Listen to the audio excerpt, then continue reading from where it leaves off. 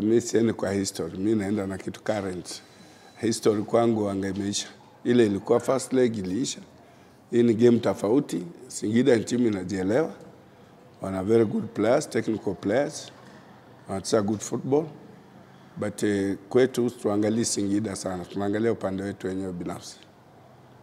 Tutacheza vipi, tutakabiliana, watu wataelewa maelekezo na vile wachezaji wamejitolea wenyewe kwa uwanja.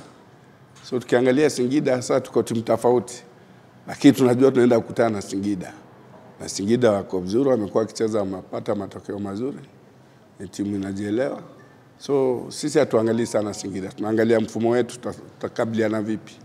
Wachezaji watakuwa kwa njia gani, watakuwa wanaelewa nini tunataka.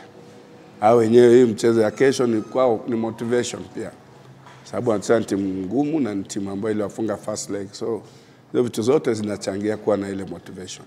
Wakuja football haitegemei nyumbani. Football inategemea uwezo wako kwa hiyo game. So lakini wakuja wapeane timu yao support sababu ni timu yao. Sisi ni wakaaji wa Babati. Wakuja kwa wingi wa support timu yao kesho.